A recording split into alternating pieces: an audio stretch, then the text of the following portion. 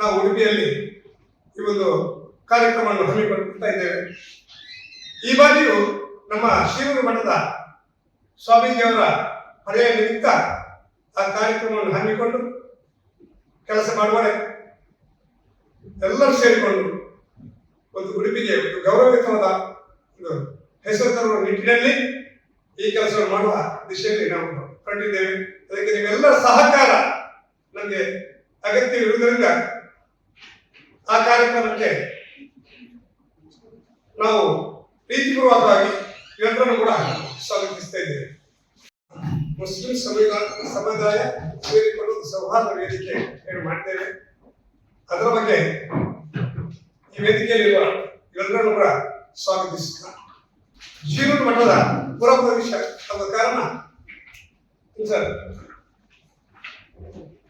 ಪುರಪ್ರವೇಶವಾದ ಕಾರಣ ಆ ದಿವಸದ ಒಂದು ತಂಪು ಪಾನೀಯವನ್ನು ನಮ್ಮ ಈ ಸಮಿತಿಯ ವತಿಯಿಂದ ಕೊಡೋ ಬಗ್ಗೆ ನಾವು ಪ್ರತಿ ಬಾರಿ ಕೊಟ್ಟ ಹಾಗೆ ಈ ಬಾರಿ ಕೊಡೋ ಬಗ್ಗೆ ನಿಶ್ಚಯ ಮಾಡಿದ್ದೇವೆ.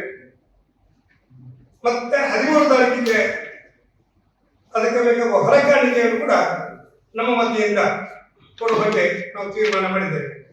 ಈ ಎಲ್ಲ ಕಾರ್ಯಕ್ರಮಕ್ಕೆ ಪತ್ರಿಕಾ ಮಾಧ್ಯಮ ಹಾಗೂ ಊರವರ ಎಲ್ಲರ ಸಹಕಾರವನ್ನು ಕೂಡ ನಾವು ಕೊಡಲಿಕ್ಕೆ ಬಯಸ್ತೇವೆ. ಹೆಚ್ಚಾಗಿ ಅಂತ ಹೇಳಿದ್ರೆ ದೇಶದ ಶಾಂತಿ, ಸಮಾಧಾನ, ಸೌಹಾರ್ದಯುತವಾಗಿ ಈ ಒಂದು ಕಾರ್ಯಕ್ರಮ ಹಮ್ಮಿಕೊಳ್ಳುವ ದಿಶೆ ಬಿಟ್ಟರೆ ಇದರಲ್ಲಿ ಬೇರೆ ಯಾವ ಉದ್ದೇಶವೂ ಇಲ್ಲ. ವಿಶೇಷವಾಗಿ ಎಲ್ಲರೂ ಕೂಡ ತಿಳ್ಕೊಬೇಕಾದ್ದು, ನಾವು ಪರಸ್ಪರ ಮಾನವೀಯತೆಯನ್ನು ಮರಿಬೇಕೆ ಹೊರತು ಯಾವುದೇ ಒಂದು ಜನಾಂಗವನ್ನು ನಾವು ಉದ್ದೇಶ ಇಟ್ಟುಕೊಂಡು ಈ ಒಂದು ಕಾರ್ಯಕ್ರಮ ಹಮ್ಮಿಕೊಳ್ಳುತ್ತಲ್ಲ.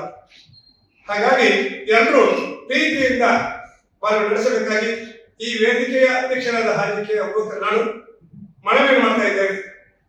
ಮುಂದಿನ ಮಾತಿಗಾಗಿ ನಮ್ಮ ಕೋಶಾಧಿಕಾರಿಗಳನ್ನು ಆಹ್ವಾನಿಸುತ್ತಿದ್ದೇವೆ.